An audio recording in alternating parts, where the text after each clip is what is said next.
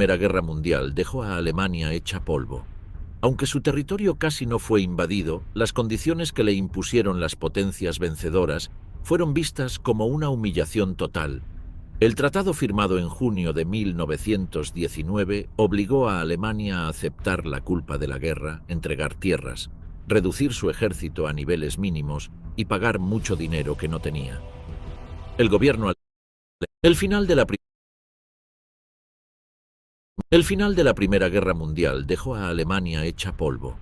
Aunque su territorio casi no fue invadido, las condiciones que le impusieron las potencias vencedoras fueron vistas como una humillación total. El tratado firmado en junio de 1919 obligó a Alemania a aceptar la culpa de la guerra, entregar tierras, reducir su ejército a niveles mínimos y pagar mucho dinero que no tenía. El gobierno alemán se había venido abajo en noviembre de 1918. Empezaron con motines en puertos del norte, donde marineros y obreros se rebelaron. Eso empujó al emperador a dejar el poder y huir. En su lugar se creó una república improvisada, con líderes socialdemócratas que trataban de mantener el control en medio del desorden. Esa república sería conocida como la de Weimar, porque ahí se aprobó la nueva constitución. Desde el primer día, esa república tuvo enemigos por todos lados. Militares, monárquicos y políticos de derecha nunca aceptaron su existencia. Para ellos, rendirse y firmar el tratado fue una traición. Inventaron la idea de que el ejército alemán no había sido derrotado en el campo de batalla, sino traicionado por los políticos. Ese cuento se volvió muy popular entre los nacionalistas y se usó durante años para atacar a los nuevos gobernantes. La economía se vino abajo enseguida.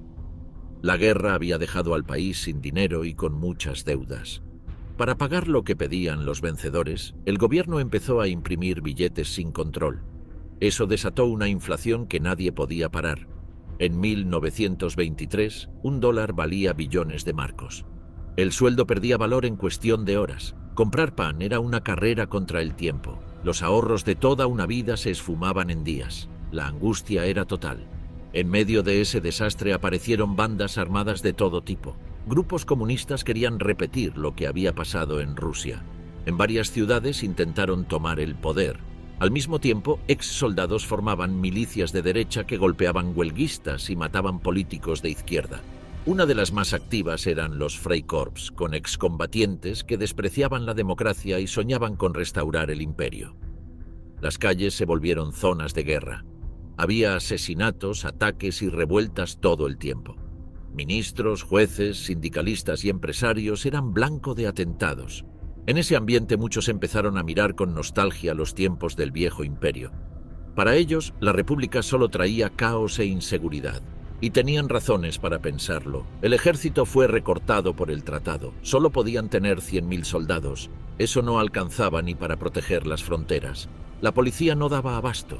En muchas regiones mandaban los grupos armados o autoridades locales. El Estado era débil y se notaba. El sistema político nuevo tenía voto para todos, un parlamento y reglas modernas. Pero no funcionaba bien. Había muchos partidos, nadie lograba mayoría y los gobiernos duraban muy poco. La gente veía que la democracia no resolvía nada. Las potencias vencedoras no se iban. Tropas extranjeras ocupaban partes del país, como el Ruhr, y vigilaban que Alemania cumpliera lo firmado. Eso generaba más rabia entre la población. La prensa de derecha usaba esos hechos para hablar de humillación y traición. En esa situación surgieron grupos que antes eran vistos como locos. Sus ideas extremas empezaban a sonar menos raras. Hablaban de nacionalismo, antisemitismo, mano dura y orgullo patrio. Uno de esos grupos se llamaba Partido Obrero Alemán. Era chico, pero muy ruidoso. Se reunían en cervecerías y hablaban de recuperar el país. A uno de esos encuentros fue un ex soldado llamado Adolf Hitler. Había peleado en el frente sin grandes logros, pero hablaba fuerte y sabía conectar con la gente. Los líderes del grupo lo notaron. En poco tiempo se volvió su principal orador. Su discurso mezclaba odio, culpa y promesas de venganza. Decía que los judíos, los comunistas y los políticos habían destruido Alemania, y muchos le creyeron. Ese pequeño partido cambió de nombre y se convirtió en el Partido Nacional Socialista Alemán de los Trabajadores. Todavía era minoritario, pero el terreno estaba listo. La República no podía dar orden ni comida. La gente tenía miedo y buscaba respuestas. Entre los escombros de 1919 empezó a crecer el movimiento que iba a cambiar todo. El despertar del nacionalsocialismo. Después del caos de la posguerra, el Partido Obrero Alemán era solo uno más entre muchos grupos pequeños que aparecían en Múnich. A finales de 1919 no pasaban de 50 personas. Su plan era reunir a obreros que estuvieran hartos del marxismo, pero también del sistema tradicional. Uno de sus miembros era Adolf Hitler, un excombatiente que había sido enviado por el ejército para espiar movimientos extremistas. Hitler asistió a una reunión del partido por primera vez en septiembre de ese año. Escuchó las ideas, discutió con uno de los oradores y llamó la atención. El jefe del grupo, Anton Drexler, lo invitó a unirse. Hitler aceptó. Era un tipo sin rumbo, sin empleo fijo, sin estudios ni familia. Pero tenía una habilidad para hablar en público que muy pronto lo convirtió en el principal agitador del grupo. En 1920, el partido decidió cambiar de nombre. Pasó a llamarse Partido Nacional Socialista Alemán de los Trabajadores. Era una mezcla rara de ideas nacionalistas y sociales. El nombre fue pensado para atraer a obreros, pero también a patriotas y exsoldados. Eligieron como símbolo una esvástica negra sobre fondo blanco y rojo, colores del viejo imperio. Ese mismo año lanzaron un programa con 25 puntos. Pedían la unión de todos los alemanes, la anulación del Tratado de Versalles, más tierra para el pueblo, el fin de la inmigración y la expulsión de los judíos. Querían un Estado fuerte, sin corrupción, sin prensa libre y sin capitalismo extranjero. Mezclaban ideas antisemitas, racistas y autoritarias con reclamos populares. El grupo seguía siendo chico, pero en Múnich ganaba visibilidad. Hitler se convirtió en el orador principal. Llenaba cervecerías con discursos encendidos, atacaba a los comunistas, a los judíos, a los políticos, a los empresarios. Prometía devolver el orgullo, castigar a los traidores y rescatar la patria. Su estilo era agresivo y teatral, usaba el cuerpo, la voz y los gestos para encender al público. En 1921 Hitler logró tomar el control total del partido. Se impuso a sus rivales internos y exigió obediencia completa. Quería decidir todo, el programa, los aliados, el rumbo. Para eso necesitaba un grupo de choque. Lo creó con antiguos soldados y jóvenes violentos. Se llamaba la Sección de Asalto, o SA. Su tarea era proteger las reuniones nazis y romperlas de los rivales. Las SA vestían camisas pardas y actuaban como un ejército. Golpeaban comunistas, interrumpían actos, desfilaban con orden. Eran muchos excombatientes frustrados, sin empleo, que buscaban acción. Para ellos el partido era una forma de seguir la pelea. Hitler los usó para mostrar fuerza y crear miedo. También le daban una imagen de orden frente al caos general. Entre 1921 y 1923, el partido creció rápido. Empezaron a publicar un periódico propio, Der Völkischer Beobachter. Era sensacionalista, lleno de ataques y rumores. Ayudó a difundir el mensaje nazi entre obreros, comerciantes y soldados. La inflación, el desempleo y la inestabilidad hacían que mucha gente escuchara con atención. Hitler no era el único extremista activo. Había grupos paramilitares por todas partes. Algunos eran separatistas bávaros, otros eran monárquicos, muchos solo querían tumbar al gobierno de Berlín. El clima en Múnich era tenso.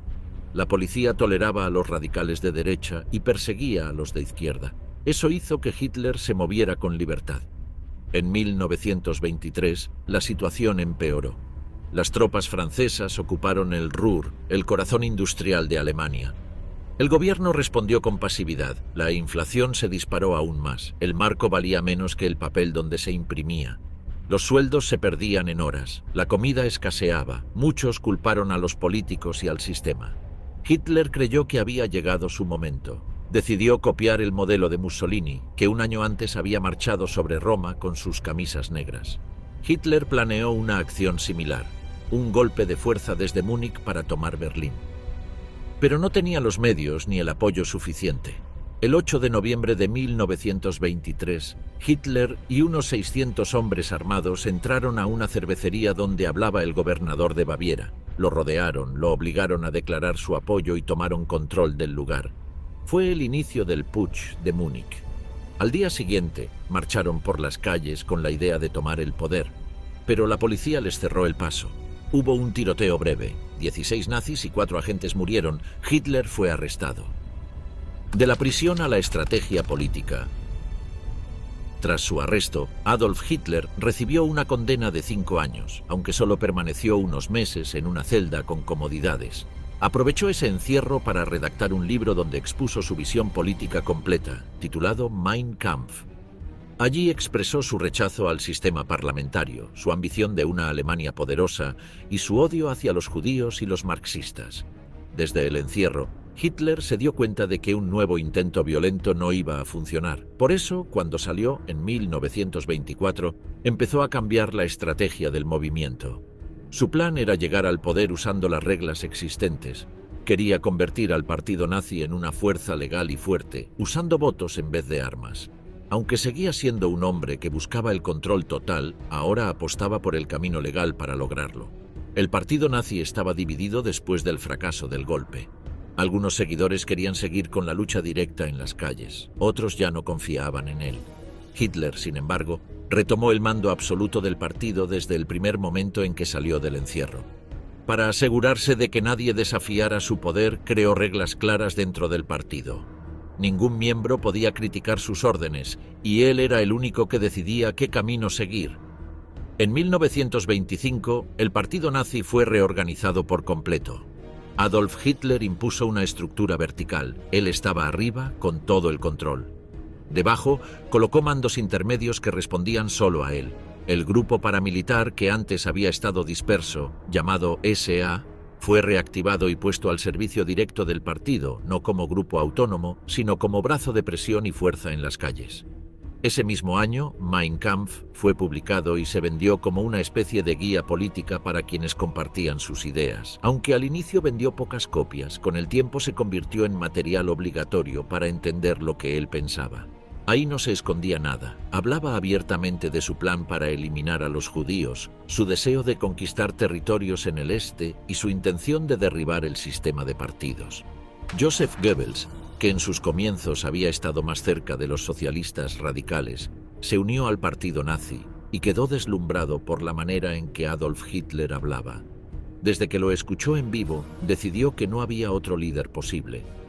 Goebbels empezó a usar la propaganda como herramienta clave para atraer a jóvenes, desempleados y excombatientes. Convirtió los discursos, panfletos y símbolos en armas tan efectivas como los puños de la SA.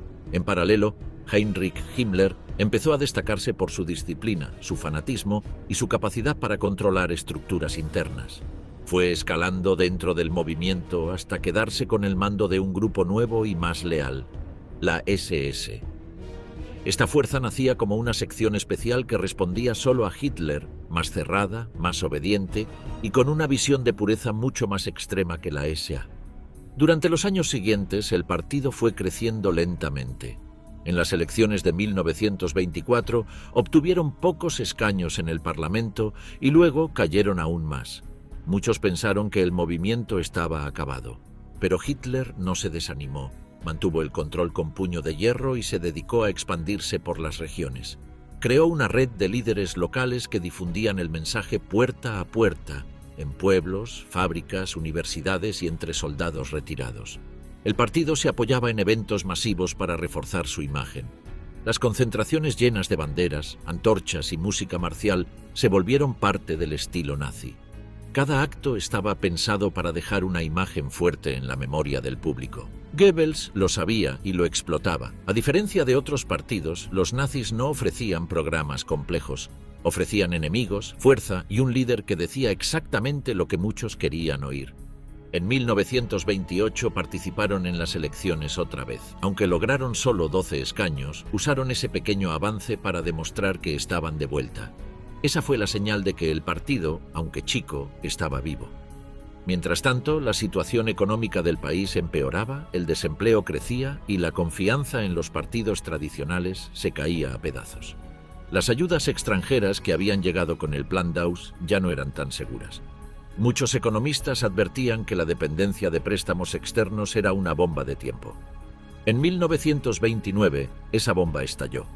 La caída de la bolsa en Estados Unidos arrastró a los bancos alemanes. En pocos meses, miles de empresas cerraron, el desempleo subió como nunca y las filas para recibir comida se alargaron. La desesperación se sintió en cada barrio. Fue en ese momento cuando el mensaje de Hitler empezó a calar más fuerte. Mientras los partidos tradicionales discutían sin llegar a acuerdos, él se presentaba como la única figura firme. En sus discursos no ofrecía soluciones técnicas. Gritaba, señalaba culpables y prometía que los verdaderos alemanes recuperarían el país. La crisis le dio el escenario perfecto para crecer. Joseph Goebbels intensificó su trabajo propagandístico. Usó el desempleo, la miseria y el miedo como material constante para sus mensajes. Cada panfleto mostraba a un pueblo traicionado, a un sistema podrido y a un futuro posible solo con Adolf Hitler al frente. Las imágenes eran directas. Colas de hambre, rostros tristes, obreros arruinados. El partido prometía trabajo, orgullo, seguridad y castigo para los traidores. En paralelo, los empresarios comenzaron a mirar con atención al movimiento. Aunque no compartían del todo su violencia o sus ideas raciales, sí veían en Hitler a alguien capaz de frenar a los comunistas. Grandes industriales, como Fritz Thyssen, empezaron a financiar al partido. Querían un freno al caos, una figura fuerte, alguien que acabara con las huelgas y protegiera la propiedad. Hitler, sin abandonar su discurso radical, empezó a moderar algunas formas para ganarse ese apoyo. El partido también cambió su manera de organizarse. Creó secciones por edades, por profesiones, por regiones. La juventud tenía su propio grupo, con actividades y adoctrinamiento. Las mujeres también. Se organizaban cursos, excursiones, celebraciones, todo con la idea de crear identidad. Cada miembro era parte de una maquinaria que funcionaba con disciplina y obediencia. Los líderes locales recibían órdenes directas de Múnich, donde estaba el centro de operaciones del partido. La SA siguió expandiéndose. Para 1929 contaba con decenas de miles de miembros. Aunque la policía los vigilaba, actuaban con libertad en muchas zonas. Golpeaban opositores, interrumpían actos de rivales y protegían los encuentros del partido. En varias ciudades funcionaban como una fuerza paralela, eran temidos y al mismo tiempo vistos por algunos sectores como garantes de orden frente al caos. La figura de Hitler ganaba protagonismo absoluto. Decidía cada paso. Nadie hablaba sin su aprobación ni cuestionaba sus decisiones. Goebbels lo mostraba como un guía. En los carteles, su rostro ocupaba el centro. En los mítines, su voz dominaba la escena. La idea de que solo él podía rescatar al país se repetía sin pausa. La base social del partido también creció. Si al inicio atraía sobre todo a veteranos de guerra y pequeños comerciantes, ahora sumaba a obreros desempleados, campesinos arruinados y jóvenes sin futuro. El mensaje era simple. Ellos eran víctimas de una élite corrupta y de enemigos internos. El partido se mostraba como un movimiento del pueblo con disciplina y dirección.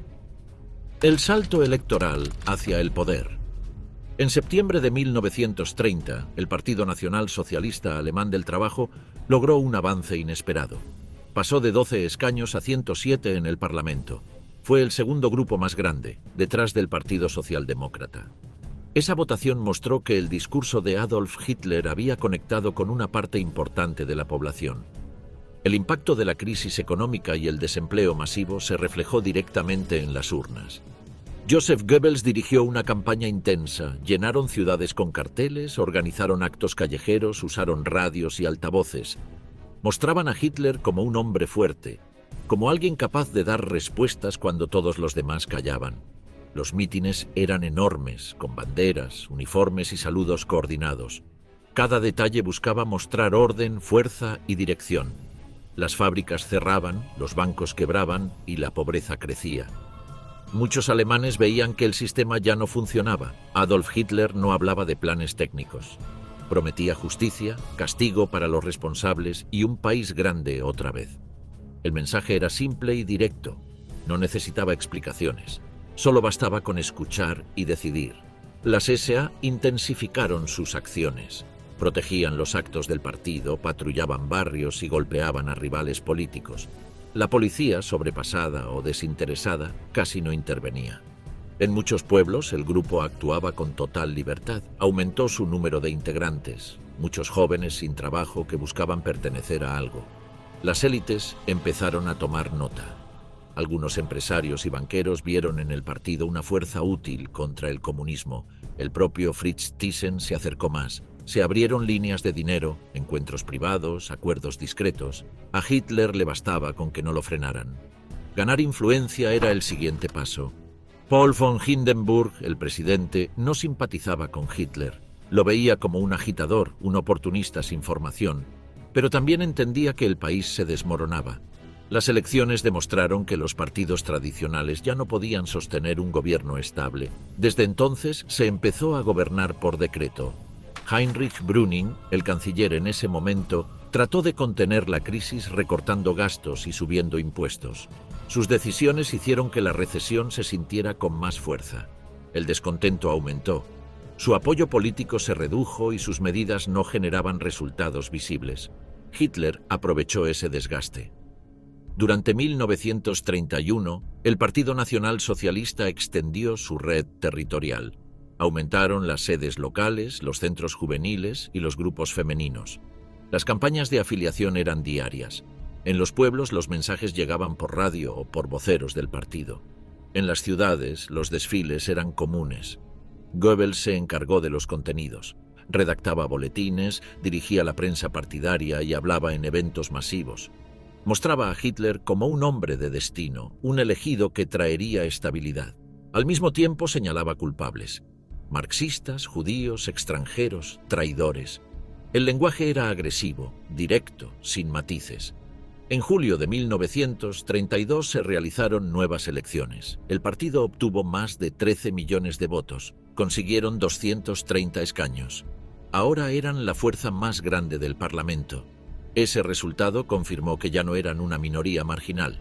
Adolf Hitler exigió el cargo de canciller, quería el poder completo. El presidente Hindenburg se negó. Nombró a Franz von Papen como nuevo canciller.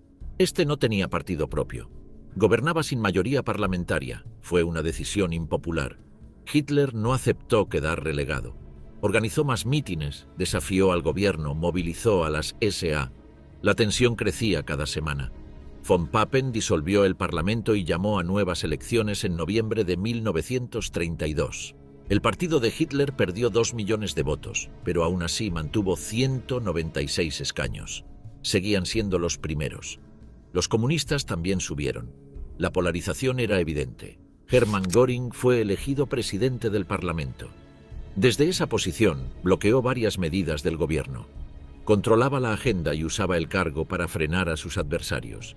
Von Papen renunció. Kurt von Schleicher tomó su lugar. Intentó dividir al Partido Nacional Socialista ofreciendo cargos a algunos de sus miembros. La estrategia fracasó. Hitler no permitió fracturas. Mostró control total sobre su organización. Rechazó todos los acercamientos. Quería la Cancillería o nada. Los contactos entre el partido y sectores conservadores aumentaron. Algunos empresarios, militares y políticos veían que Hitler podía ser útil si era contenido. Pensaban que, una vez en el gobierno, podrían manejarlo. Lo veían como un vehículo para restaurar el orden, no como un peligro real. El 30 de enero de 1933, Adolf Hitler recibió el nombramiento oficial de parte de Paul von Hindenburg. La reunión se realizó en la residencia presidencial. También estuvieron presentes Franz von Papen y Otto Meissner. El decreto fue firmado ese mismo día en horas de la mañana. La ceremonia fue breve. El nuevo gobierno quedó compuesto por una mayoría de figuras conservadoras. Wilhelm Fried, Ministerio del Interior. Hermann Göring recibió la cartera del Interior de Prusia. Franz von Papen fue designado como vicecanciller. Alfred Hugenberg se encargó de economía. El resto eran aliados de confianza de Hindenburg y de la derecha tradicional. Solo 3 miembros del gabinete pertenecían al Partido Nacional Socialista. El resto venía de partidos conservadores y del aparato estatal. La idea de von Papen era simple: usar a Hitler para frenar al movimiento obrero y restaurar el orden sin dejarle espacio real de decisión. Lo veían como una figura útil pero manejable.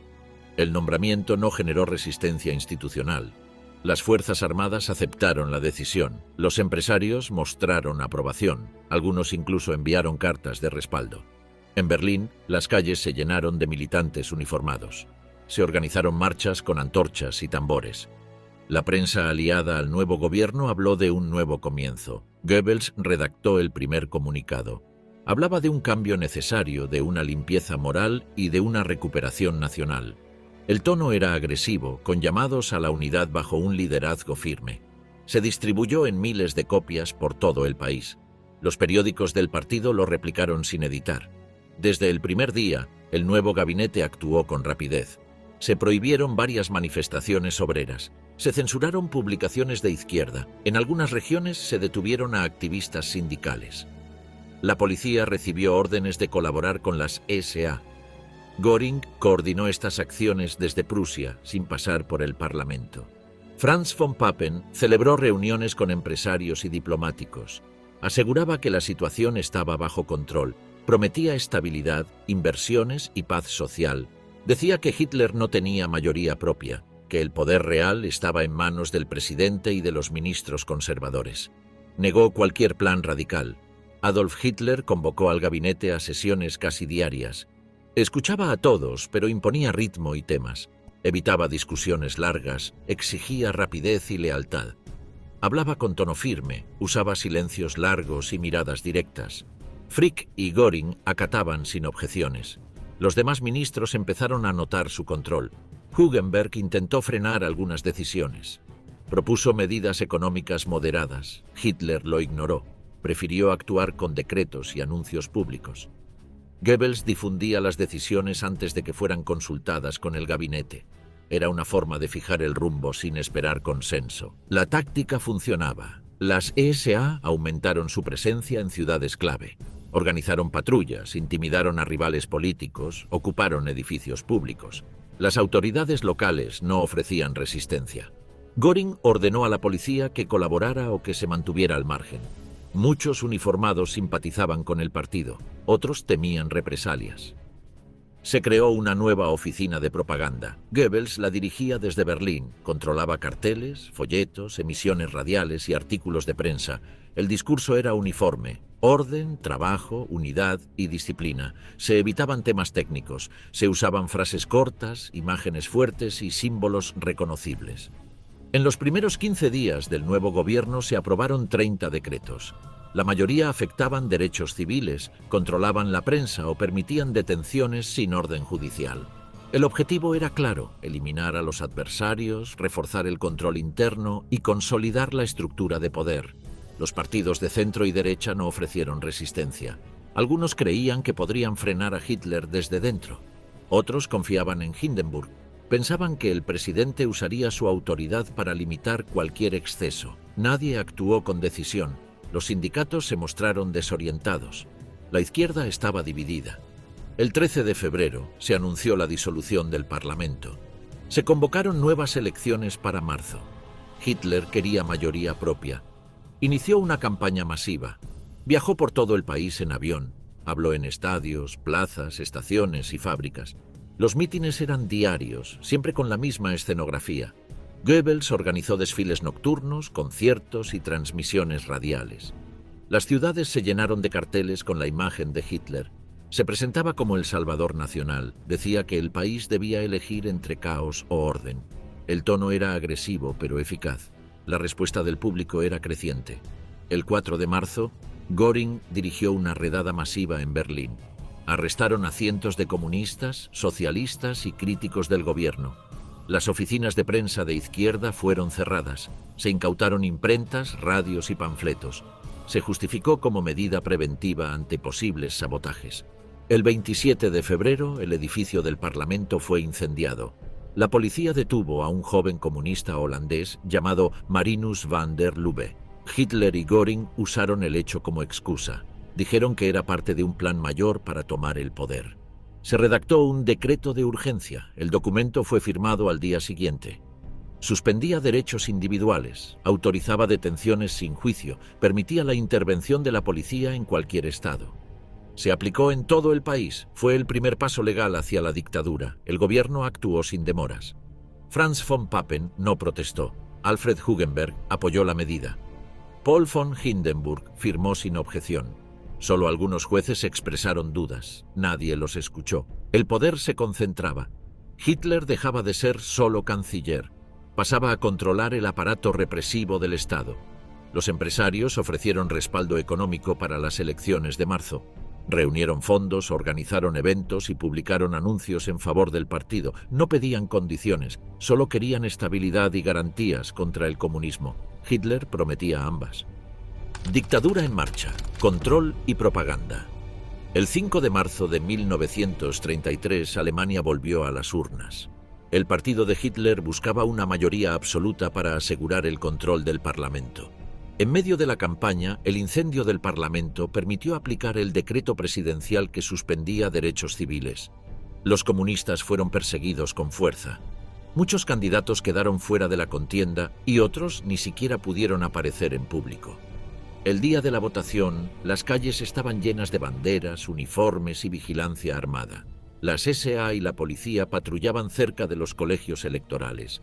Los periódicos oficiales anunciaban que solo un triunfo total traería estabilidad. Los militantes del partido trabajaban en turnos, llevaban boletas en la mano, presionaban a votantes y llenaban urnas. El resultado no fue el esperado. El partido de Hitler obtuvo 43% de los votos. Fue su mejor marca hasta el momento, pero no alcanzaba el control del Parlamento. Aún así, con el respaldo de los nacionalistas de Alfred Hugenberg, lograron sumar una mayoría simple. Los comunistas fueron excluidos por decreto. Eso alteró la proporción de bancas. El régimen empezó a mover piezas. El 21 de marzo se organizó una ceremonia en Potsdam. Fue en la iglesia de los reyes prusianos. Paul von Hindenburg apareció con uniforme de gala. Hitler llegó de traje oscuro, se inclinó ante el presidente. La imagen fue publicada en miles de portadas. El acto sirvió para mostrar unidad entre el viejo poder y el nuevo. 2 días después, el 23 de marzo, el Parlamento se reunió para votar una ley que cambiaba por completo las reglas. La llamada ley habilitante permitía al gabinete dictar normas con fuerza de ley sin pasar por el legislativo. Necesitaban 2/3 para aprobarla. Los socialdemócratas votaron en contra, pero el resto apoyó. Los comunistas no estaban presentes. Muchos habían sido detenidos, otros estaban escondidos, algunos huyeron del país. El presidente del Parlamento autorizó que sus escaños no contaran para el quórum. La maniobra fue legalizada sin discusión. La ley fue aprobada sin obstáculos. Desde ese momento, el gobierno podía actuar sin control. Adolf Hitler no perdió tiempo. En abril, se ordenó la expulsión de funcionarios judíos de la administración pública. Se suspendieron publicaciones opositoras. Se intervinieron gobiernos regionales. En cada estado federado se nombraron comisarios con poderes totales. El país se volvió una estructura centralizada. Las decisiones se tomaban desde Berlín. El 1 de mayo fue declarado Día Nacional del Trabajo. Se organizaron desfiles, marchas y actos masivos. Los líderes sindicales fueron invitados como muestra de buena voluntad. Al día siguiente, sus oficinas fueron ocupadas por las SA. Los dirigentes fueron arrestados. Las cuentas bancarias pasaron a manos del nuevo organismo oficial. Se creó el Frente Alemán del Trabajo. Era el único ente permitido para representar a los obreros. Su jefe era Robert Ley. Estaba directamente subordinado al canciller. Los empleados ya no podían negociar condiciones ni formar gremios. Las huelgas quedaron prohibidas. Cualquier protesta se consideraba acto de sabotaje. La propaganda del régimen explicaba las medidas como necesarias para la unidad nacional, resaltando la idea de una comunidad unida y disciplinada. En junio se prohibieron los partidos políticos restantes. Algunos se disolvieron por decisión propia. Otros fueron clausurados por decreto. Las oficinas fueron cerradas. Los fondos fueron confiscados. Los líderes pasaron a vigilancia. El país quedó con una sola agrupación autorizada, el Partido Nacional Socialista de los Trabajadores Alemanes. Las organizaciones juveniles también fueron absorbidas. El movimiento juvenil alemán pasó a ser parte de las juventudes del partido. Los deportes, los campamentos y las actividades culturales quedaron bajo supervisión directa. El uniforme, el saludo y los cantos se unificaron. La meta era formar una nueva generación con disciplina y obediencia. La estructura de poder se consolidó rápido. Cada región tenía un líder regional del partido. Cada ciudad, un jefe local. Cada barrio, un responsable de manzana. Era una red organizada por niveles. Todos dependían del jefe máximo. Cada orden bajaba en línea recta. Cada nivel vigilaba al que tenía debajo. La policía fue purgada, los oficiales leales a la República fueron retirados. Se promovió a quienes mostraban afinidad con la nueva línea. Se crearon unidades especiales. Se entrenaron en técnicas de interrogatorio, control de masas y detención rápida. Las cárceles recibían nuevos internos cada semana. El Ministerio del Interior publicó nuevas normativas. Se incluyeron listas de autores prohibidos. Se eliminaron asociaciones civiles. Se reescribieron los manuales escolares. Los inspectores visitaban aulas, bibliotecas y centros comunitarios. Se eliminaba cualquier rastro de oposición. También se promovía una imagen única del país. La figura de Adolf Hitler empezó a aparecer en retratos, billetes, sellos, libros, álbumes y estampas. Era mostrado como líder fuerte, protector del pueblo, defensor de la patria. Las radios repetían su voz. Los discursos eran emitidos en cadena. Las salas de cine abrían funciones con noticieros producidos por el gobierno. Los periódicos fueron intervenidos con rapidez. Los jefes de redacción recibían órdenes desde Berlín. Se revisaban titulares, imágenes y comentarios. Las publicaciones independientes fueron cerradas o absorbidas. Cada artículo debía ajustarse al mensaje oficial. Las radios fueron obligadas a transmitir partes diarias. Los discursos del canciller ocupaban el horario central. Joseph Goebbels fue nombrado ministro encargado de controlar el contenido que llegaba a la gente. Desde su despacho, revisaba guiones, supervisaba filmaciones y preparaba campañas. Se organizaban semanas temáticas en los medios. Cada mensaje debía reforzar una idea: el nuevo Estado, el orden recuperado, el enemigo interno, la obediencia como deber. Las universidades fueron revisadas por comités del partido. Los docentes que no encajaban fueron despedidos. Se promovía a quienes demostraban compromiso con la línea oficial. Las carreras se ajustaron, los programas cambiaron. La historia se enseñaba desde una sola versión. Los alumnos usaban textos revisados por la oficina central. El sistema judicial fue reconfigurado. Se nombraron jueces leales. Se eliminaron normas que estorbaban los decretos. Se introdujeron tribunales especiales para tratar casos de traición, sabotaje y propaganda enemiga. Las audiencias eran rápidas. Las sentencias se dictaban en el momento. No había derecho a defensa plena ni apelación. La policía política se expandió.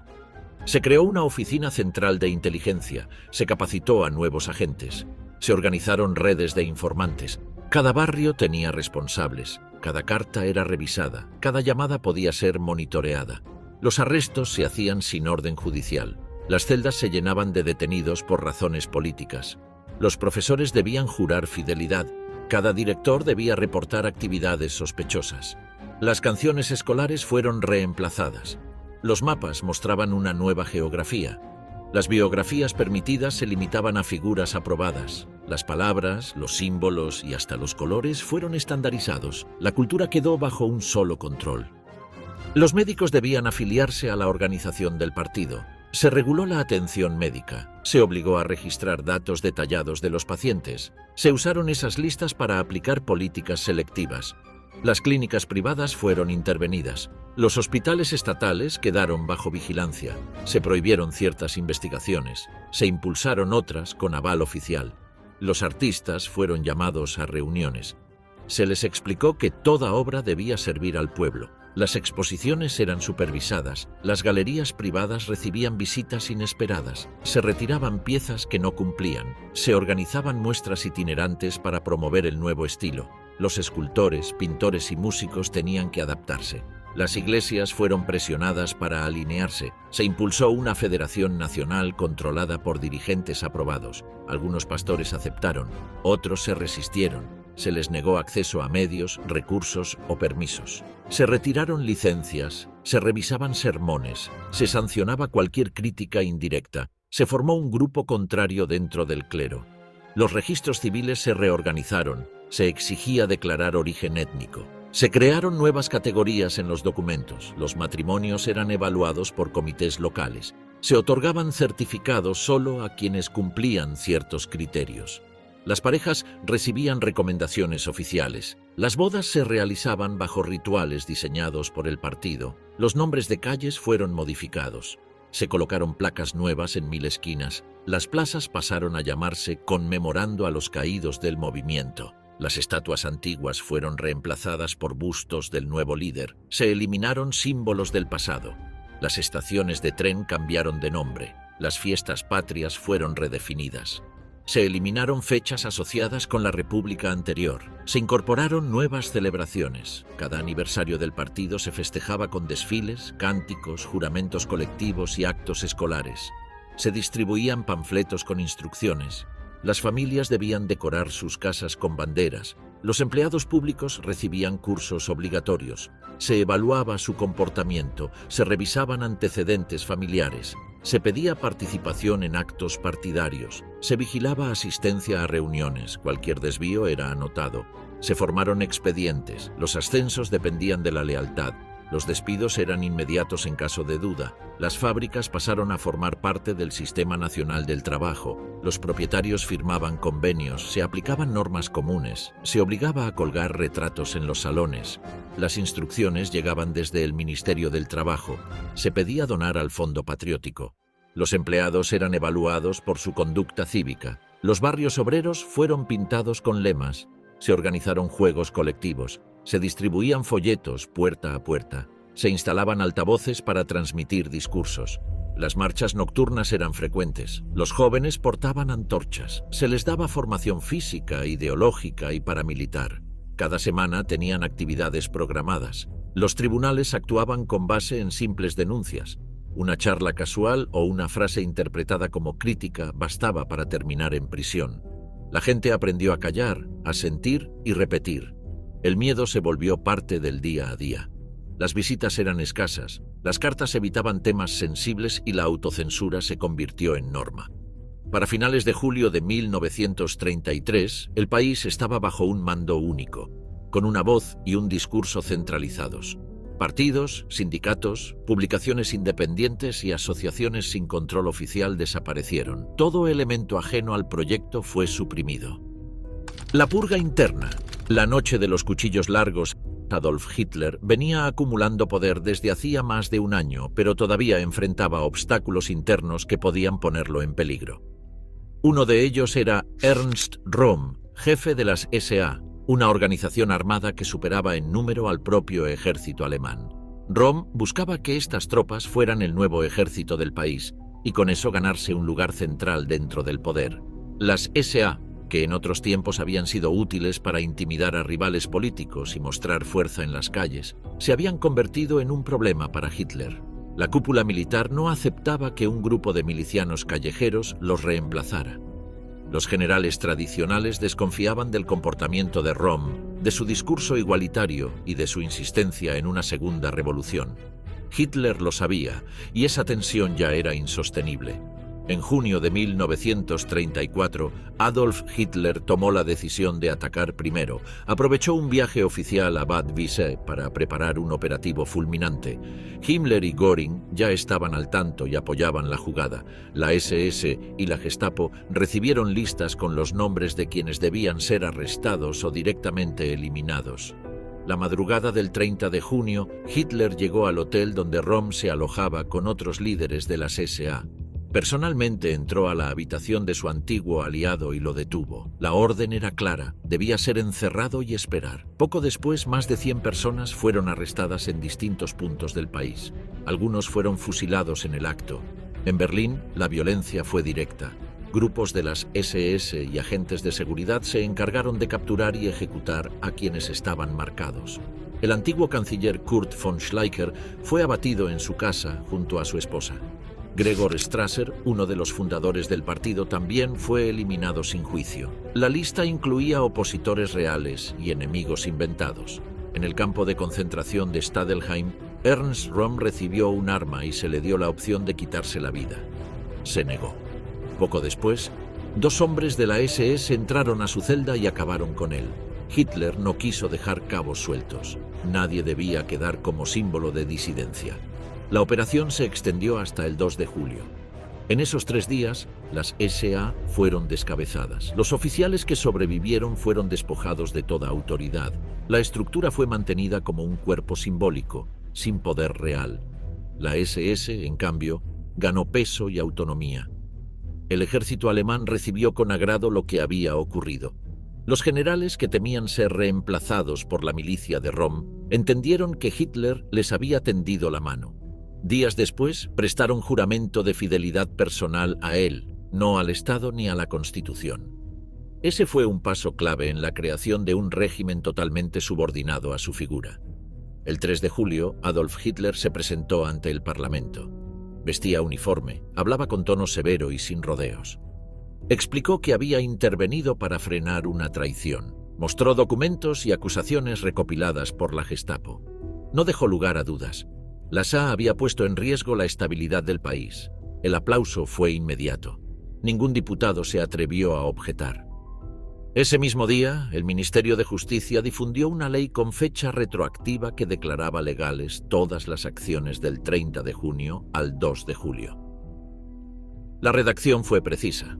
Las medidas tomadas por el Führer fueron en defensa del Estado. El texto convertía los asesinatos en actos oficiales. El mensaje era nítido. Cualquier decisión del líder quedaba por encima del derecho tradicional. El aparato propagandístico trabajó a fondo para imponer una narrativa única. Joseph Goebbels ordenó que todos los periódicos publicaran el mismo titular: Hitler actúa para salvar a Alemania. Las radios repitieron el discurso oficial durante horas. Se distribuyeron panfletos, se organizaron mítines y se produjo una película sobre los hechos. Todo estaba diseñado para reforzar la imagen de un líder que había restaurado el orden con mano firme. La SA quedó completamente desarticulada. Sus cuarteles fueron cerrados o vaciados. Miles de integrantes perdieron su estatus y beneficios. Algunos fueron trasladados a otras dependencias, pero sin poder ni influencia. La mayoría fue obligada a regresar a la vida civil. La estructura que alguna vez había simbolizado la calle, la agitación y la conquista del poder quedó reducida a recuerdos. En paralelo, la SS adquirió un nuevo rol. Heinrich Himmler reestructuró el cuerpo como una fuerza autónoma, con funciones propias y acceso directo al Führer.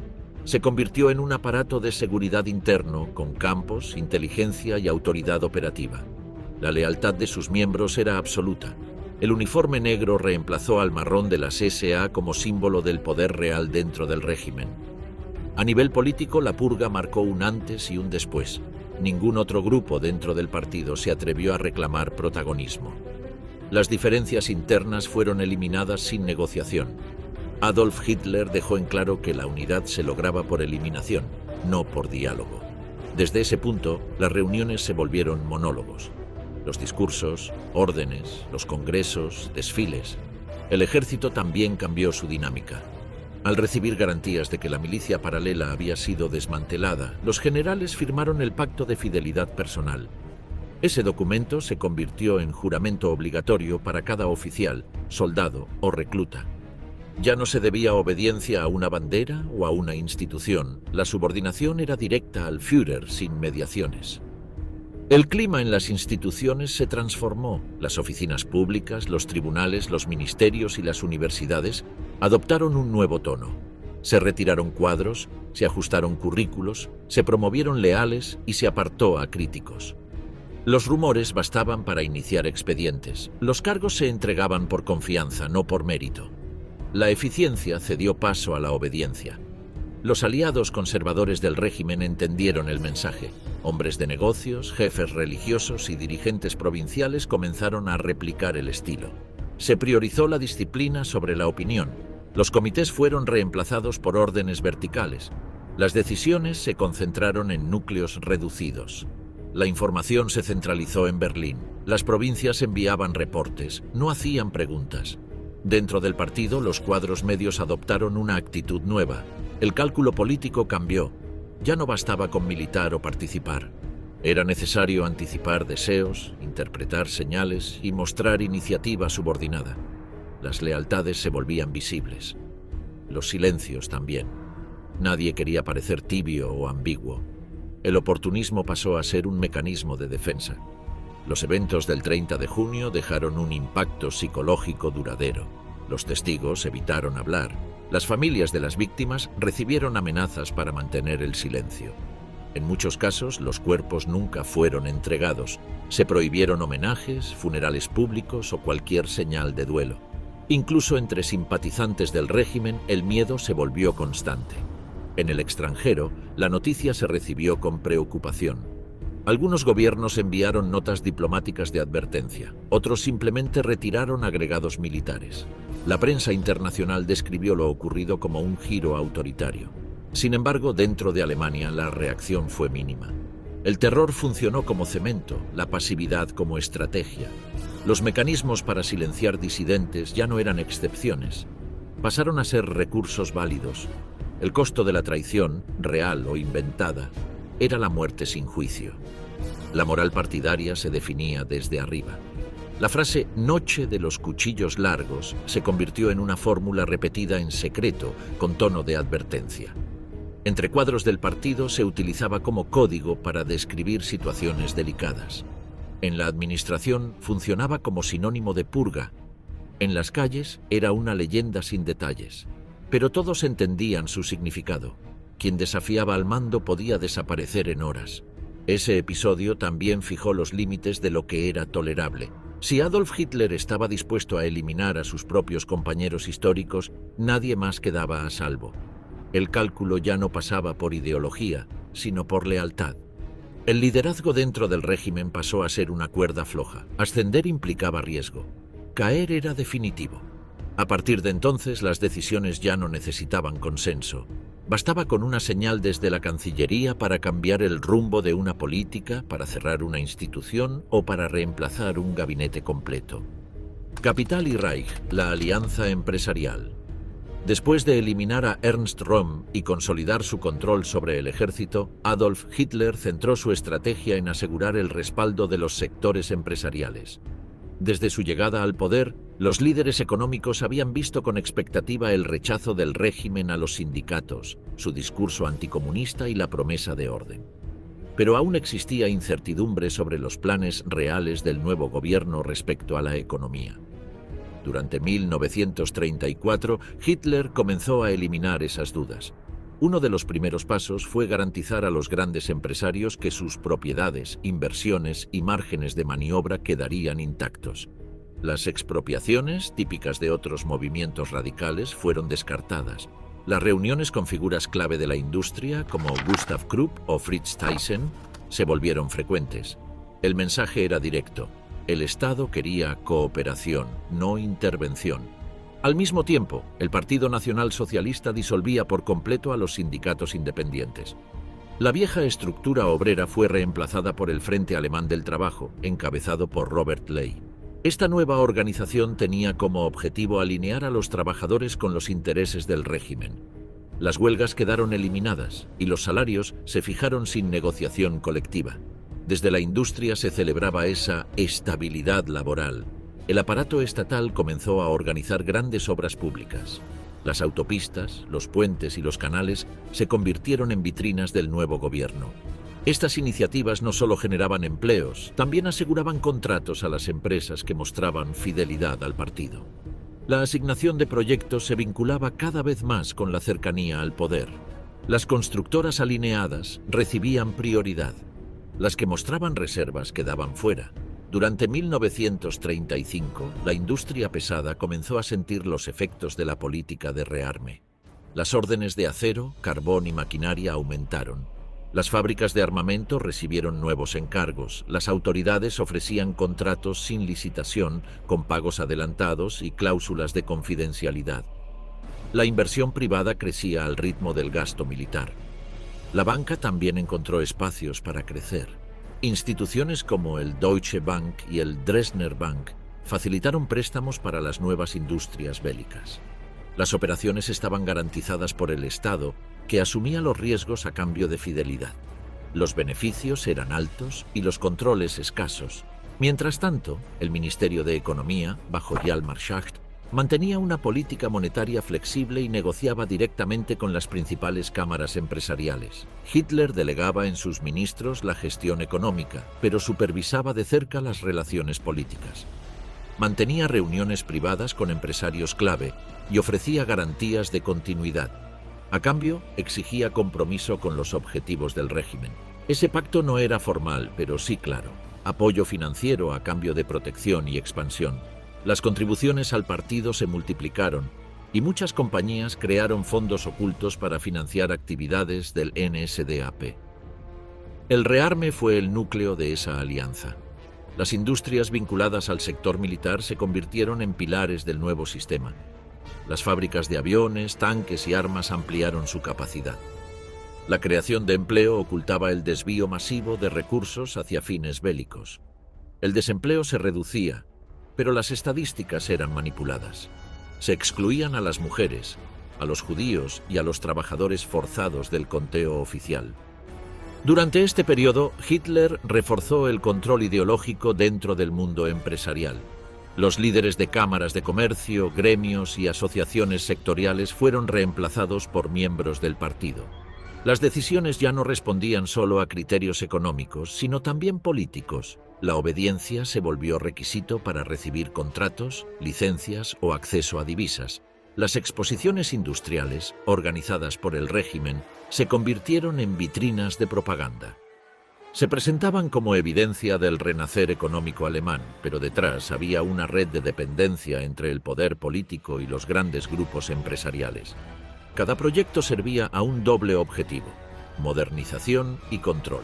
La economía fue moldeada según las necesidades del partido. Se eliminó toda forma de oposición sindical, se restringió la competencia externa y se favoreció a los aliados. El sistema no permitía márgenes de disenso. Las decisiones se tomaban desde arriba y el margen de maniobra empresarial dependía de la cercanía al partido. En paralelo, la política económica avanzaba hacia el objetivo del rearme total. La oficina del Plan Cuatrienal, impulsada en 1936, definió los sectores clave: acero, caucho, petróleo sintético, aluminio y armamento. Se diseñaron programas de sustitución de importaciones y se crearon empresas mixtas para desarrollar tecnologías propias. Cada nueva fábrica estaba ligada al esfuerzo militar, aunque se presentara como avance industrial. El régimen fomentó también la incorporación de jóvenes a la economía controlada. Se crearon programas de formación técnica vinculados a fábricas estatales o aliadas. El adoctrinamiento comenzaba en la escuela y continuaba en talleres organizados por el Frente Alemán del Trabajo. La disciplina, la obediencia y la subordinación eran las bases del modelo. En zonas rurales, las cooperativas fueron reorganizadas. Se eliminó cualquier forma de autogestión y se impuso una estructura jerárquica donde los delegados del partido decidían la distribución de recursos. Los precios agrícolas eran fijados por las autoridades y los excedentes se destinaban a reservas estratégicas. La propiedad seguía siendo privada, pero su uso quedaba supeditado a objetivos del Estado. El uso de mano de obra forzada comenzó a organizarse de forma preliminar en esta etapa. Aunque todavía no existía el sistema de trabajo esclavo extendido que se vería años después, ya se experimentaba con prisiones y campos de internamiento. Las autoridades asignaban a ciertos empresarios contingentes de trabajadores detenidos, bajo condiciones opacas. Esto servía como ensayo para lo que vendría. A nivel internacional, el régimen buscó mantener la imagen de un país en recuperación. Las visitas diplomáticas incluían recorridos por fábricas modelo, estadios modernos y vías rápidas. Las cifras de desempleo eran maquilladas y los informes financieros eran adaptados para mostrar equilibrio. El objetivo era atraer crédito externo sin revelar la verdadera orientación militar de la economía. La élite empresarial se fue adaptando. Algunos aceptaban por pragmatismo, otros por convicción. Las ganancias eran altas y el margen de maniobra dependía de la cercanía al poder. Muchas compañías desarrollaron sus propios canales de comunicación con jerarcas del partido. Se ofrecían donaciones, beneficios en especie, viajes, favores. El vínculo era directo, funcional y sin controles. A fines de 1936, la economía alemana ya operaba bajo una lógica completamente subordinada al proyecto político. No había espacio para iniciativas que no se alinearan con los objetivos del régimen. La burocracia económica actuaba como filtro ideológico. Las decisiones se tomaban desde la cúspide del partido y se ejecutaban de forma vertical. El aparato empresarial quedó atrapado en esa estructura. Exclusión racial y leyes de Nuremberg. En septiembre de 1935, durante el Congreso del Partido en Nuremberg, Adolf Hitler presentó un conjunto de normativas que formalizaron la exclusión jurídica de los judíos en Alemania. Estas disposiciones, conocidas como las leyes de Nuremberg, fueron elaboradas rápidamente por el Ministerio del Interior y validaron en el papel lo que ya se venía imponiendo de hecho desde hacía 2 años: la marginación total del pueblo judío de la sociedad alemana. La primera ley definía quién era considerado judío. Se basaba en criterios genealógicos, no religiosos. Si una persona tenía 3 o más abuelos judíos, era clasificada como judía, independientemente de su fe o identidad cultural. 2 abuelos judíos bastaban para ser etiquetado como mestizo de primer grado. El sistema establecía jerarquías raciales. La pertenencia quedaba sellada por el linaje, no por la conducta. No existía modo de escapar de esa categoría. La etiqueta era permanente. La segunda ley retiraba a los judíos su ciudadanía. Dejaban de ser ciudadanos del Reich, solo conservaban un estatus de súbditos sin derechos políticos. Esto implicaba la exclusión de toda representación, el veto al servicio público y la prohibición de ocupar cargos docentes, judiciales o administrativos. También perdían el derecho a votar y a presentarse a elecciones. La estructura legal borraba su pertenencia al cuerpo político de Alemania. La tercera disposición, conocida como la Ley para la Protección de la Sangre y el Honor alemanes, prohibía los matrimonios y relaciones sexuales entre judíos y ciudadanos alemanes. Cualquier vínculo íntimo era considerado una amenaza biológica para la pureza del pueblo. Las parejas ya casadas no podían seguir conviviendo legalmente. Las relaciones sentimentales mixtas pasaron a ser tratadas como delitos. Se criminalizaba el contacto humano, no solo el institucional. El aparato del Estado se encargó de implementar las nuevas normas. Las oficinas locales del partido, las comisarías, las escuelas y los juzgados recibieron instrucciones precisas. Se elaboraron registros raciales. Los formularios exigían declarar la procedencia de los abuelos. Las familias tuvieron que revisar sus árboles genealógicos. Los errores o falsificaciones eran castigados. Los funcionarios se convirtieron en agentes de clasificación étnica. Los tribunales especiales, conocidos como tribunales de raza, comenzaron a operar con rapidez. Su función era verificar la ascendencia de los acusados y determinar su pertenencia racial. Las decisiones se basaban en certificados de nacimiento, partidas de bautismo y testimonios. Las personas eran sometidas a procesos largos y humillantes. Algunos intentaban probar que no eran judíos. Otros eran denunciados por vecinos, exparejas o rivales. Los periódicos publicaban casos ejemplares. Se informaba de profesores expulsados, médicos destituidos, empresarios despojados de sus negocios. Los nombres se divulgaban como escarmiento. El mensaje era claro: no había espacio para quienes portaran sangre judía. Las leyes se aplicaban incluso en zonas rurales y alejadas. La vigilancia era constante. Los informantes estaban por todas partes. El miedo al señalamiento obligaba a las familias a cortar lazos. La policía recibía instrucciones de actuar sin demoras. Las redadas en cafés, cines y parques eran comunes. Los agentes identificaban a los presentes y revisaban documentos. Si encontraban parejas mixtas, las separaban y arrestaban. Los hombres eran llevados ante jueces, las mujeres interrogadas. La sospecha de relación con un judío bastaba para arruinar una carrera o destruir una familia. Las denuncias por celos, venganzas o intereses personales aumentaron. La prensa oficial reforzaba el discurso racial. Joseph Goebbels, desde el Ministerio de Propaganda, impulsó campañas para glorificar la pureza alemana. Las revistas juveniles mostraban imágenes de familias arias ideales. Las películas incluían mensajes sobre los peligros del mestizaje. En las escuelas, los maestros enseñaban biología racial como parte del currículo. Se hacían mediciones craneales, análisis faciales y exámenes de origen. Las empresas se sumaron al proceso. Muchas comenzaron a despedir a sus empleados judíos sin necesidad de justificación legal. Otras colocaban carteles en sus vitrinas: prohibido el ingreso a judíos. El transporte público fue restringido. Las universidades negaban matrícula a estudiantes con ascendencia no aria. En los hospitales, los médicos judíos fueron reemplazados por profesionales afiliados al partido. Las asociaciones profesionales expulsaron a sus miembros señalados. En el ámbito privado, los efectos eran devastadores. Vecinos de toda la vida dejaban de saludar. Las invitaciones desaparecían. Los comercios rechazaban clientes conocidos. La exclusión social acompañaba la legal. Los niños sufrían burlas en los patios. Las familias quedaban aisladas, las mudanzas forzadas se multiplicaban. Muchos comenzaron a buscar formas de salir del país, aunque las trabas burocráticas lo hacían cada vez más difícil. Los líderes del partido celebraban la eficacia de las medidas. Se hablaba de una limpieza del cuerpo nacional. Las cifras eran exhibidas con orgullo. Se detallaban matrimonios disueltos, ciudadanos despojados de derechos y empleos redistribuidos entre miembros del partido. La política de exclusión ya no era informal, estaba escrita, reglamentada, aplicada desde las estructuras del poder. Las autoridades extranjeras observaron con inquietud lo que ocurría en Alemania. Algunos gobiernos protestaron, pero sin consecuencias prácticas. Las delegaciones diplomáticas recibieron informes, pero las sanciones nunca llegaron. Las grandes potencias privilegiaban la estabilidad europea.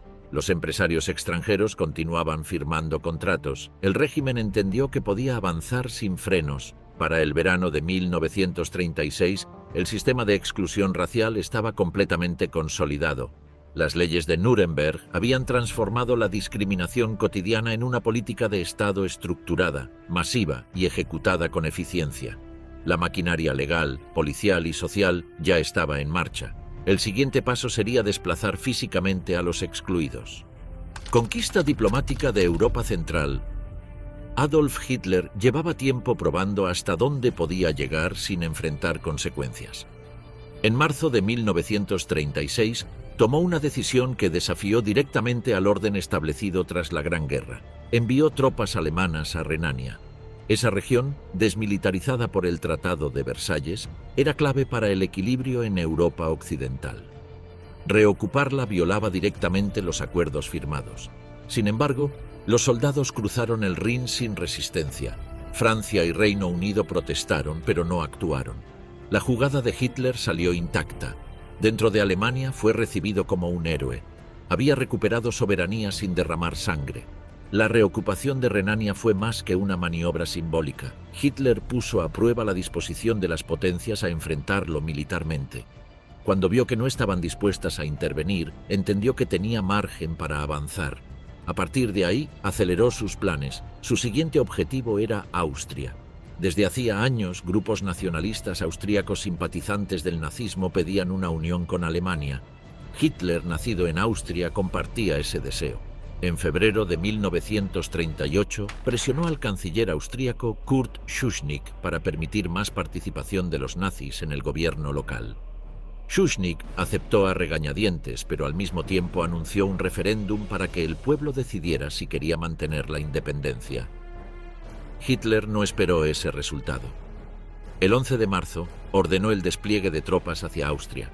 Al día siguiente, los soldados alemanes cruzaron la frontera sin disparos. Fueron recibidos por multitudes que agitaban banderas y saludaban con entusiasmo. Al llegar a Viena, Hitler proclamó oficialmente el Anschluss, la incorporación total de Austria al Tercer Reich. Los líderes aliados volvieron a condenar la medida, pero otra vez no hicieron nada. La anexión de Austria tuvo consecuencias inmediatas. Miles de opositores fueron arrestados. Judíos austríacos comenzaron a ser perseguidos. Las leyes raciales de Nuremberg se aplicaron de inmediato. Al mismo tiempo, la propaganda nazi difundió imágenes de bienvenida popular para justificar la operación como una reunificación legítima. Hitler apareció en las calles de Viena como un líder venerado. El mensaje era claro: su influencia se expandía sin enfrentarse a obstáculos reales. Tras ese éxito, Hitler puso su mirada en Checoslovaquia. En el extremo oeste de ese país se encontraba la región de los Sudetes, habitada por una importante minoría de habla alemana. El régimen nazi argumentó que esa población era discriminada y exigió su incorporación al Reich.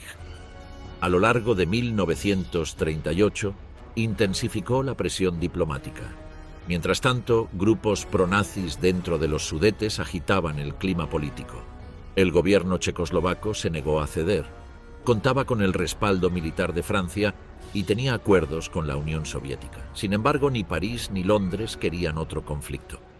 En septiembre de ese año, el primer ministro británico Neville Chamberlain y su homólogo francés Edward Daladier volaron a Múnich para negociar directamente con Hitler. El dictador exigió la entrega inmediata de los Sudetes. En la madrugada del 30 de septiembre, las potencias firmaron un acuerdo que permitió a Alemania anexionar esa región sin resistencia. Checoslovaquia, que no fue invitada a la reunión, se vio obligada a aceptar. Al regresar a Londres, Chamberlain anunció que había asegurado la paz. En Berlín, Hitler lo consideró una victoria total. La anexión de los Sudetes reforzó la percepción de que el Tercer Reich podía expandirse sin disparar. Hitler había logrado modificar fronteras mediante presión, amenazas y diplomacia agresiva. Cada avance debilitaba a sus vecinos y fortalecía su imagen en casa. El ejército, los empresarios y la población celebraban el crecimiento del país sin las pérdidas que implicaba una guerra abierta.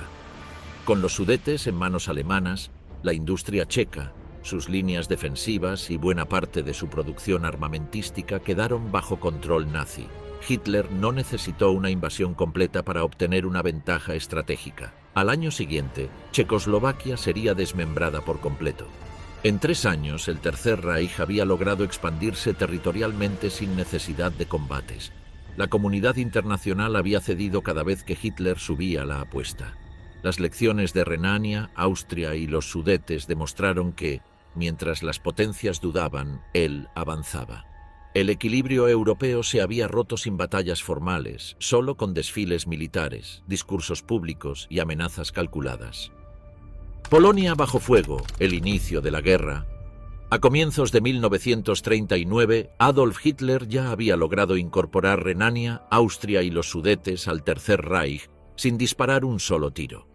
Sin embargo, su ambición no terminaba ahí. Tenía en la mira a Polonia, un país que había recuperado su independencia después de la Primera Guerra Mundial y que contaba con acceso al mar gracias al llamado Corredor Polaco, una franja que separaba Prusia Oriental del resto de Alemania. El régimen nazi había iniciado una intensa campaña mediática para presentar a Polonia como una amenaza. La propaganda hablaba de supuestos abusos contra la minoría alemana que vivía en territorio polaco. Además, Hitler reclamaba el control de la ciudad libre de Danzig y exigía una conexión territorial entre Alemania y Prusia Oriental. Las autoridades polacas se negaron a ceder. Varsovia sabía que cualquier concesión sería seguida por nuevas demandas.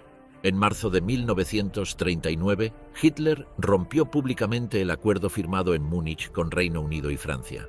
Ese mismo mes, ocupó el resto de Checoslovaquia, dejando en evidencia que su palabra no tenía valor diplomático. Ante ese avance, Londres y París anunciaron que garantizarían la independencia de Polonia. El mensaje fue directo: si Alemania atacaba, habría guerra. Hitler no se detuvo. En agosto, sus diplomáticos negociaron en secreto con la Unión Soviética. El 23 de ese mes se firmó el pacto Ribbentrop-Molotov. Oficialmente, era un acuerdo de no agresión. En la práctica incluía cláusulas secretas para repartirse Europa del Este. Alemania obtendría el oeste de Polonia, mientras que la URSS tomaría el este y los países bálticos. Con ese pacto asegurado, Hitler tuvo vía libre para lanzar su ofensiva. En la madrugada del 1 de septiembre de 1939, tropas alemanas cruzaron la frontera polaca. La invasión se ejecutó con una estrategia coordinada que combinaba unidades terrestres, divisiones blindadas y ataques aéreos. Fue la primera demostración del estilo de guerra que los nazis llamaron Blitzkrieg, o guerra relámpago. Las defensas polacas, aunque valientes, no lograron frenar el avance. La Luftwaffe bombardeó rutas, estaciones de tren y ciudades. Varsovia fue atacada desde el aire desde los primeros días. La maquinaria alemana avanzaba con rapidez, cortando líneas de comunicación y sembrando el caos. Las imágenes de columnas de tanques atravesando pueblos polacos marcaron un nuevo tipo de conflicto, rápido, brutal y sin tregua. El 3 de septiembre, Reino Unido y Francia cumplieron su promesa. Declararon la guerra a Alemania. Sin embargo, durante semanas no realizaron operaciones ofensivas reales. Fue el inicio de lo que luego se conoció como la Guerra Falsa. Mientras tanto, Polonia luchaba sola. El 17 de septiembre, aprovechando la situación, la Unión Soviética invadió por el este. El país quedó atrapado entre dos potencias que habían pactado su destrucción. En menos de un mes, el Estado polaco dejó de existir como entidad soberana. Varsovia cayó el 28 de septiembre. Las autoridades fueron arrestadas, deportadas o eliminadas. Las zonas ocupadas por Alemania quedaron bajo administración militar, mientras que la región oriental quedó en manos soviéticas. Millones de civiles quedaron atrapados en medio del conflicto. Las ejecuciones, los campos de internamiento y las deportaciones comenzaron de inmediato. El ataque a Polonia marcó el punto de quiebre definitivo. La Segunda Guerra Mundial ya era una realidad. La estrategia de Hitler, basada en tomar territorios sin oposición directa, había terminado. Desde ese momento tendría que enfrentar a enemigos armados y decididos. Aún así, confiaba en que su superioridad militar le daría ventaja. El régimen nazi apostaba a una guerra corta, fulminante y victoriosa. La invasión de Polonia también reveló la naturaleza del proyecto nazi. No se trataba solo de redibujar fronteras. Las autoridades alemanas iniciaron de inmediato un proceso sistemático de eliminación de líderes políticos, intelectuales, maestros, curas y cualquier figura que pudiera representar una identidad nacional polaca. Fue el inicio de una política de ocupación brutal y de reconfiguración étnica que se extendería en todos los territorios conquistados. La operación terminó consolidando el dominio de Adolf Hitler sobre el aparato militar y político del Reich. La Wehrmacht demostró su eficacia y la Gestapo amplió su red en los territorios ocupados. Las SS comenzaron a implementar sus métodos de control y represión a gran escala. En pocos días, la lógica del terror se impuso como forma de gobierno en el este. Para millones de europeos, ese 1 de septiembre fue el inicio de una nueva etapa de violencia, ocupación y muerte. Lo que comenzó como una operación para recuperar una ciudad portuaria se transformó en una guerra global que cambiaría para siempre el destino del continente.